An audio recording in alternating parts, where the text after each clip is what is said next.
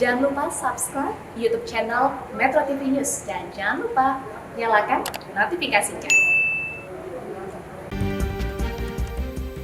Pemirsa, Indonesia merupakan negara kepulauan dengan lebih dari 17.500 pulau. Secara geografis, Indonesia memiliki tantangan tersendiri dalam upaya pembangunan sosial ekonomi yang merata. Kementerian Kominfo mengambil kebijakan keberpihakan kepada masyarakat untuk menyediakan layanan telekomunikasi khususnya di daerah 3T. Tertinggal, terdepan, terluar, dan perbatasan. Apa saja upaya yang telah dilakukan Kementerian Kominfo tersebut? Pemaparan akan disampaikan oleh Gemma Tanjung. Silakan Gemma. Baik, terima kasih Vera. Selamat siang pemirsa. Kementerian Kominfo memiliki pengalaman sukses dalam pengembangan untuk kerjasama dengan proyek KPBU, pemerintah dengan badan usaha. Adapun nama badan usaha pelaksana atau BUP Satelit Multifungsi ini adalah PT Satelit Nusantara. Langsung saja kita akan melihat seperti apa nantinya proyek ini berlangsung dan juga berjalan serta keuntungan yang didapat oleh Indonesia. Baik, pada tahun 2019 pihak Kominfo telah meluncurkan proyek KPBU yaitu Palaparing yang telah resmi beroperasi sejak tahun 2019. Pencapaian ini merupakan langkah awal untuk konektivitas nasional bagi tingkat kabupaten atau kota dengan jaringan serat optik.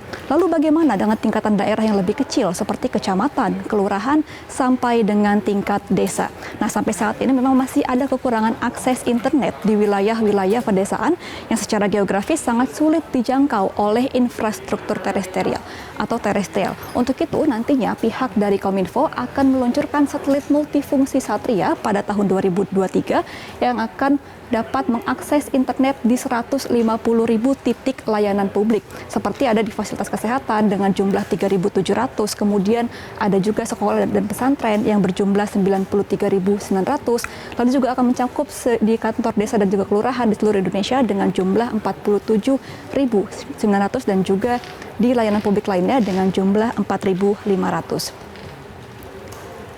Nah, lalu kita akan melihat inilah merupakan proyek Kementerian Kominfo yang mencanangkan untuk menyediakan sendiri satelit melalui proyek satelit multifungsi. Lalu apa itu sebenarnya satelit multifungsi? Nah, proyek ini merupakan saling melengkapi dengan satelit Palaparing yang sebelumnya sudah diluncurkan pada tahun 2019.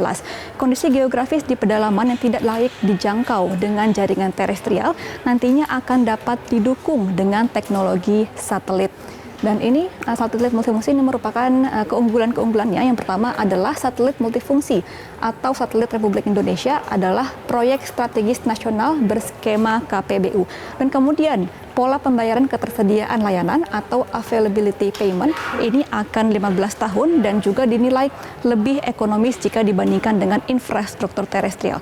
Dan yang ketiga adalah keunggulannya jaminan proyek melalui PT Penjamin Infrastruktur Indonesia yang diketahui oleh pihak Kementerian Keuangan, sehingga nantinya proyek ini akan berjalan pada tahun 2023 dan melengkapi proyek sebelumnya yaitu Palaparing yang telah diluncurkan pada tahun 2019. Ini merupakan proyek strategis nasional yang dilakukan melalui skema kerjasama pemerintah dengan badan usaha atau KPBU dengan pola pembayaran ketersediaan layanan atau availability payment selama 15 tahun. Dan selama periode operasi satelit ini, keunggulan kerjasama pemerintah dengan badan usaha ini salah satunya adalah penjaminan proyek yang tadi sudah diketahui oleh Menteri Keuangan maksud kami. Ya, ini merupakan keunggulan dari proyek satelit multifungsi Satria. Yang pertama adalah satelit ini akan memiliki kecepatan kapasitas 150 Gbps. Proyek satelit multifungsi Satria mulai dikonstruksi pada akhir tahun 2020 lalu dan akan diluncurkan pada tahun 2023. Satelit multifungsi ini menggunakan teknologi canggih yaitu HTS atau High Throughput Satellite dan juga memiliki kecepatan 150 Gbps dikombinasikan dengan frekuensi K-band yang memiliki kecepatan sebesar 150 Gbps sehingga memungkinkan kapasitasnya untuk melampaui satelit apapun yang saat ini beroperasi di seluruh Indonesia. Nah, pihak dari Kominfo juga turut bekerja sama dengan pihak Amerika Serikat yaitu akan meluncurkan satelit ini menggunakan roket Falcon 9 dari SpaceX. Roket yang akan digunakan ini akan diluncurkan pada tahun 2023 dan akan meluncurkan satelit multifungsi pada tahun 2023. Sebelumnya memang proyek multifungsi ini Satria sudah dikonstruksi sejak akhir tahun 2020. Dan roket Falcon 9 ini merupakan roket pertama yang dapat digunakan kembali atau reusable launch system dengan lebih dari 60 peluncuran dan 30 pendaratan yang sukses dilakukan. Nah, selain dengan Amerika Serikat, pihak dari Kominfo juga telah bekerja sama dengan pihak Prancis, yaitu Thales Alenia Space, yang sudah dijalin sejak tanggal 1 Juli 2019. Pembangunan satelit multifungsi bekerja sama dengan aerospace manufacturer asal Prancis, yaitu Thales Alenia Space, yang merupakan perusahaan manufaktur satelit terbesar asal Prancis. Selain itu juga, satelit multifungsi juga bekerja sama dengan perusahaan transportasi luar angkasa asal Amerika Serikat, yaitu SpaceX, yang nantinya proyeksi satelit multifungsi Satria ini dengan Thales Alenia Space akan digunakan sebagai manufaktur satelit yang telah dilakukan pada tanggal 1 Juli 2019 dan juga kerjasama sudah dijalin dengan SpaceX di Amerika Serikat pada tanggal 16 Agustus 2019.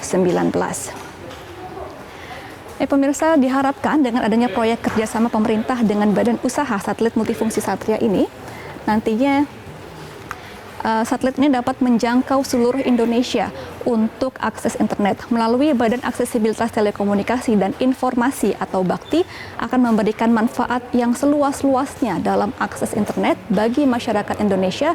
Kedepannya, batas infrastruktur terestrial tidak lagi menjadi kendala. Dalam kata lain, satelit Republik Indonesia atau Satria merupakan media untuk mencapai konektivitas tanpa batas. Demikian pemaparan pada siang ini, saya kembalikan ke Anda, Vera.